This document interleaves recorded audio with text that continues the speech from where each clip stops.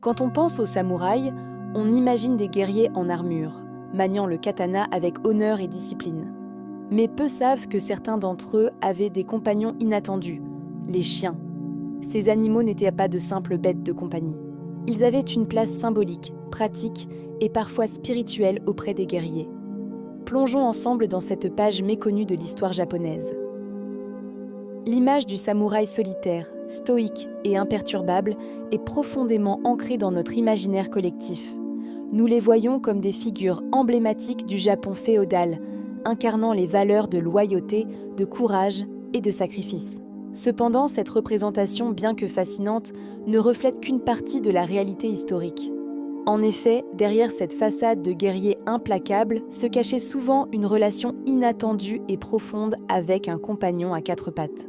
Les chiens, ces fidèles alliés de l'homme depuis des millénaires, ont joué un rôle crucial dans la vie des samouraïs, bien que cette facette de leur histoire soit souvent négligée dans les récits populaires. Ces nobles guerriers, connus pour leur dévouement envers leur seigneur et leur code d'honneur strict, le Bushido, trouvaient dans leurs compagnons canins un reflet de leurs propres valeurs. Cette relation entre le samouraï et son chien allait bien au-delà d'une simple amitié entre l'homme et l'animal. Elle était empreinte de symbolisme, de pragmatisme et même de spiritualité. Les chiens étaient là considérés comme des extensions de leur maître, partageant leur quotidien, leurs batailles et parfois même leur destin. Dans la culture japonaise traditionnelle, les chiens étaient vénérés pour leur loyauté indéfectible, une qualité hautement prisée chez les samouraïs. On raconte que certains guerriers voyaient en leurs compagnons canins l'incarnation même de l'esprit du Bushido. Cette perception élevait le statut du chien bien au-dessus de celui d'un simple animal domestique, en faisant un partenaire respecté et estimé. Sur le plan pratique, les chiens jouaient également un rôle crucial dans la vie des samouraïs. Ils servaient de gardiens vigilants, alertant leur maître des dangers potentiels, que ce soit dans l'enceinte du château ou sur les champs de bataille. Leur odorat aiguisé et leur ouïe fine en faisaient des sentinelles incomparables, capables de détecter les intrus ou les ennemis bien avant que l'œil humain ne puisse les percevoir. Mais leur utilité ne s'arrêtait pas là. Certains chiens étaient spécialement entraînés pour assister les samouraïs lors des chasses, une activité qui n'était pas seulement un loisir, mais aussi un exercice important pour maintenir les compétences martiales en temps de paix. La chasse au sanglier, particulièrement dangereuse, nécessitait des chiens courageux et agiles, capables de traquer et de tenir tête à ces redoutables adversaires. Dans le domaine spirituel, la relation entre le samouraï et son chien prenait parfois une dimension presque mystique. Certains guerriers croyaient que leurs fidèles compagnons possédaient la capacité de percevoir les esprits et de protéger leur maître contre les forces maléfiques. Cette croyance renforçait le lien déjà fort entre l'homme et l'animal, ajoutant une couche supplémentaire de respect et de considération. Il existait même des rituels et des cérémonies spécifiques dédiées aux chiens des samouraïs. À leur mort, ces animaux étaient parfois enterrés avec les honneurs, leurs tombes marquées de stèles commémoratives, témoignant de l'importance qu'ils avaient eue dans la vie de leur maître. Ces pratiques, bien que peu connues du grand public, illustrent la profondeur de la relation qui unissait ces guerriers à leurs compagnons canins. L'histoire regorge d'anecdotes touchantes sur la fidélité des chiens envers leur maître samouraï. On raconte l'histoire d'un chien qui aurait veillé pendant des années sur la tombe de son maître, refusant de quitter les lieux malgré les tentatives pour l'en éloigner. Ces récits, qu'ils soient véridiques ou embellis par la tradition orale, témoignent de la place centrale qu'occupaient ces animaux dans la vie et dans le cœur des guerriers japonais. Cette facette de l'histoire des samouraïs nous invite à reconsidérer notre perception de ces guerriers légendaires. Loin d'être uniquement des machines de guerre implacables, ils étaient aussi capables d'une profonde compassion et d'un attachement sincère envers leurs compagnons animaux. Cette relation nous rappelle que même dans les sociétés les plus martiales, il y a toujours place pour la tendresse et la loyauté. En explorant cette page méconnue de l'histoire japonaise, nous découvrons une dimension plus humaine et plus nuancée des samouraïs. Leur lien avec les chiens nous montre que ces guerriers, malgré leur discipline de fer et leur dévouement au combat, n'en étaient pas moins des êtres sensibles, capables de nouer des liens profonds et durables. Parmi les races les plus prisées par les samouraïs, on retrouvait l'Akita Inu, le Kishu et le Shikoku Inu. Ces lignées, dont les origines remontent à cette époque lointaine, étaient le fruit d'une sélection rigoureuse visant à développer des caractéristiques bien précises. Les éleveurs de l'époque cherchaient à créer des chiens dotés d'un instinct de garde aiguisé, d'une capacité à affronter les animaux sauvages et d'une fidélité sans faille envers leur maître. L'Akita Inu, originaire de la région d'Akita au nord du Japon, était particulièrement apprécié pour sa force et son courage. Ce chien de grande taille, à la fourrure épaisse et au port noble, était souvent utilisé pour la chasse à l'ours et au sanglier.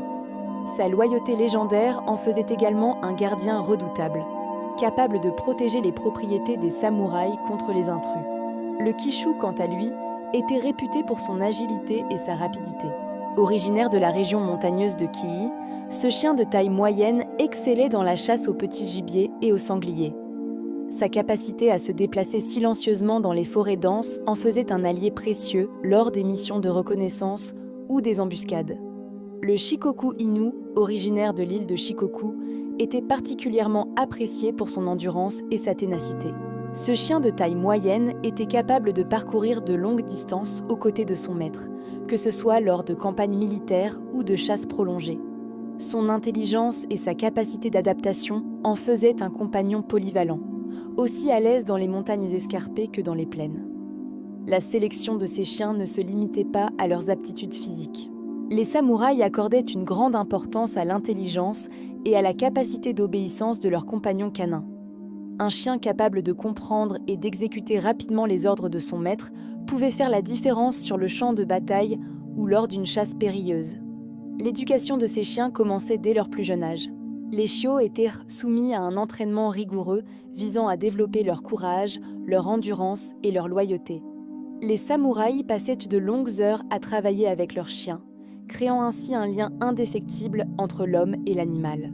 Cette relation privilégiée entre les samouraïs et leurs chiens allait bien au-delà d'une simple utilité pratique. Ces nobles guerriers considéraient peu souvent leurs compagnons canins comme des extensions d'eux-mêmes, incarnant les valeurs de courage, de loyauté et d'honneur qu'ils chérissaient autant. Il n'était pas rare de voir des samouraïs accorder à leurs chiens des honneurs similaires à ceux réservés aux guerriers, allant parfois jusqu'à leur offrir des funérailles dignes d'un héros. L'influence de cette tradition d'élevage et de sélection se fait encore sentir aujourd'hui dans les races japonaises modernes. Les Akita Inu, Kishu et Shikoku Inu, bien que moins nombreux, continuent de fasciner les amateurs de chiens du monde entier par leur beauté, leur intelligence et leur caractère unique. Ces races témoignent de l'héritage culturel riche du Japon médiéval et de la relation profonde qui unissait les guerriers à leurs fidèles compagnons. Elles nous rappellent que, bien avant d'être de simples animaux de compagnie, les chiens ont joué un rôle crucial dans l'histoire et la société japonaise, partageant les dangers et les gloires aux côtés de leurs maîtres samouraïs. L'une des fonctions principales de ces chiens était d'assister les samouraïs lors de leurs parties de chasse. Ces expéditions n'étaient pas de simples loisirs, mais faisaient partie intégrante de l'entraînement martial des guerriers. Les chiens excellaient particulièrement dans la traque du sanglier et du cerf, deux proies prisées pour leur difficulté et leur dangerosité. Leur flair aiguisé et leur agilité permettaient de débusquer ces animaux dans les forêts denses, offrant ainsi aux samouraïs l'opportunité de perfectionner leur technique de chasse et, par extension, leurs compétences martiales. En dehors des expéditions de chasse, ces chiens jouaient également un rôle crucial dans la protection des demeures des samouraïs. Vigilants et alertes, ils servaient de gardiens efficaces, montant la garde autour des résidences. Leur présence dissuasive et leurs aboiements puissants étaient souvent suffisants pour décourager les intrus potentiels. En cas de danger réel, ces chiens n'hésitaient pas à donner l'alerte, permettant ainsi aux samouraïs et à leurs maisonnés de se préparer rapidement à faire face à toute menace. Les récits historiques nous offrent également des aperçus fascinants sur l'utilisation de ces chiens sur les champs de bataille. Contrairement à ce que l'on pourrait penser, leur rôle n'était pas d'attaquer directement les soldats ennemis. Leur présence sur le front de guerre avait des objectifs plus subtils mais tout aussi stratégiques. L'un de ces rôles consistait à perturber les chevaux de l'ennemi. Les aboiements et les mouvements rapides des chiens pouvaient effrayer ou déstabiliser les montures adverses, créant ainsi la confusion dans les rangs ennemis et offrant un avantage tactique aux samouraïs.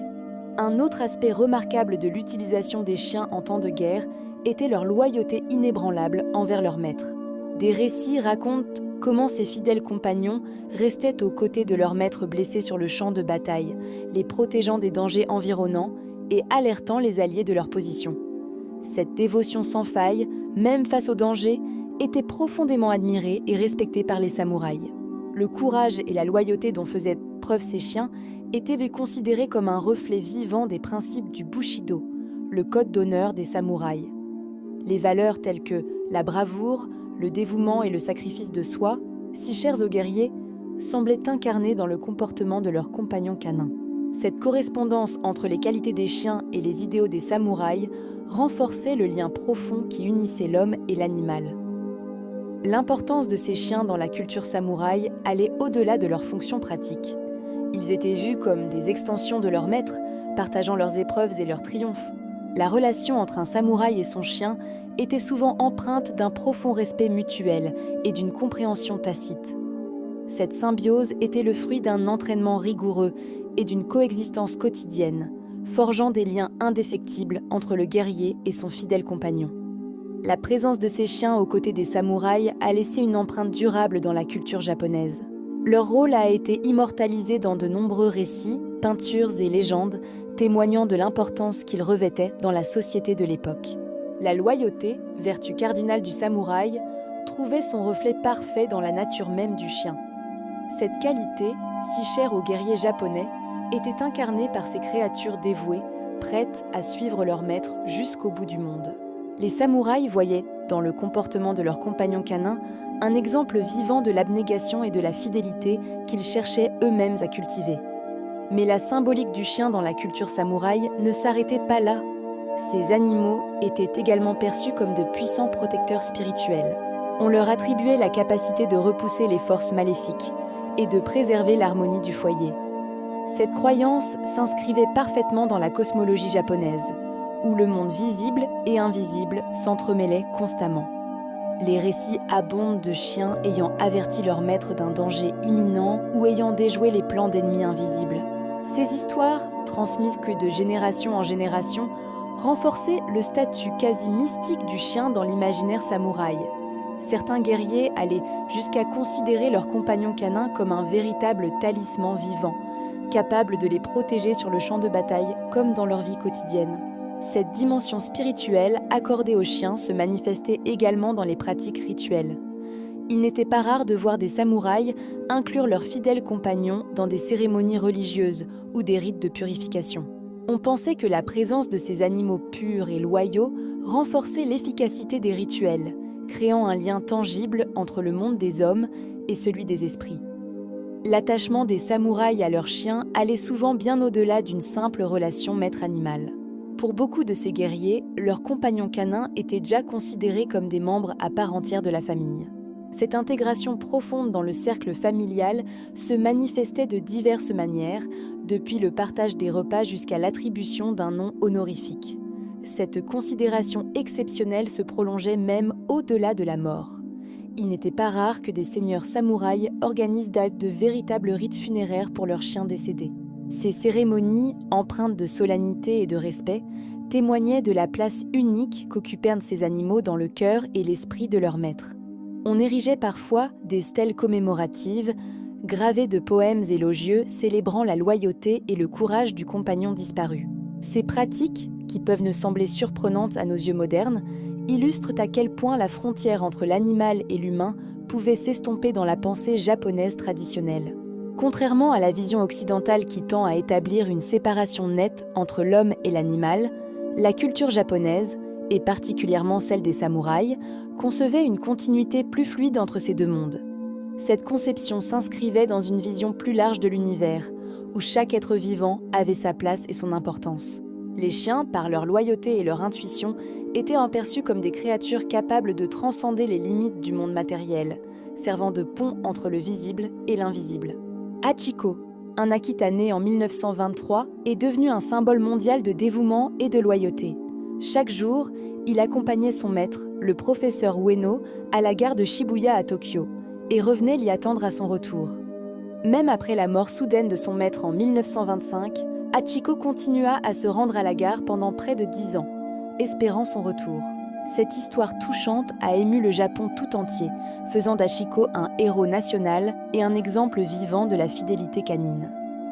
L'histoire d'Hachiko n'est pas un cas isolé, mais plutôt l'expression d'une tradition profondément ancrée dans la culture japonaise. Depuis des siècles, Les chiens ont occupé une place privilégiée dans la société nippone, en particulier au sein de la caste des samouraïs. Ces guerriers d'élite, connus pour leur code d'honneur strict et leur dévouement absolu, voyaient en leurs compagnons canins le reflet de leurs propres valeurs. Les chiens des samouraïs n'étaient pas de simples animaux de compagnie, mais de véritables partenaires de vie. Ils partageaient les moments de paix comme les heures sombres de la guerre, offrant un soutien indéfectible à leur maître. Cette relation allait bien au-delà du simple attachement émotionnel. Elle était empreinte d'une dimension spirituelle profonde, reflétant les principes du Bushido, la voie du guerrier. En effet, la loyauté, l'honneur et le courage, piliers du code des samouraïs, trouvaient un écho parfait dans le comportement naturel des chiens. Ces animaux, prêts à défendre leur maître au péril de leur vie, incarnèrent les vertus les plus nobles aux yeux des guerriers. Leur présence constante rappelait aux samouraïs l'importance de la fidélité et du dévouement, non seulement envers leur seigneur, mais aussi envers leurs principes et leurs convictions. Cette relation unique entre les samouraïs et leurs chiens a laissé une empreinte indélébile dans la culture japonaise. Elle a façonné la perception des chiens dans la société, les élevant au rang de compagnons respectés et honorés.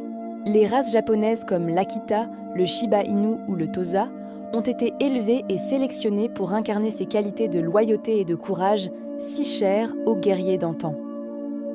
Au-delà des champs de bataille et des salles d'entraînement, les chiens occupaient une place centrale dans la vie quotidienne des samouraïs.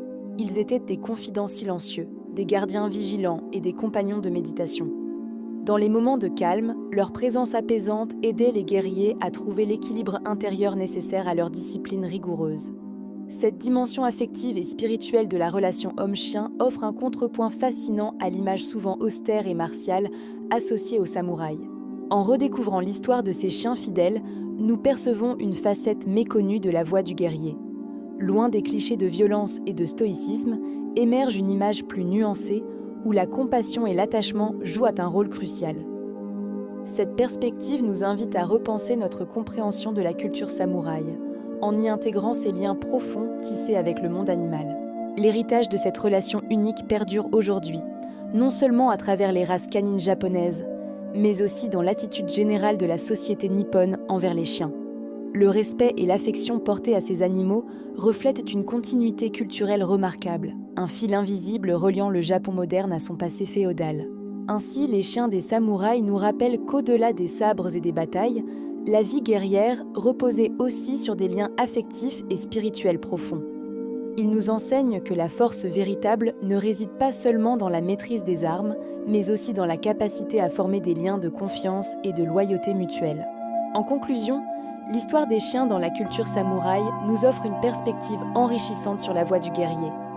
Elle nous montre que l'honneur et la fidélité ne sont pas l'apanage des humains, mais peuvent trouver leur expression la plus pure dans la relation entre l'homme et son compagnon canin. En redécouvrant cette histoire, nous percevons une autre facette de la voie du guerrier, faite d'honneur mais aussi de fidélité animale, un héritage précieux qui continue d'inspirer et d'émouvoir à travers les âges.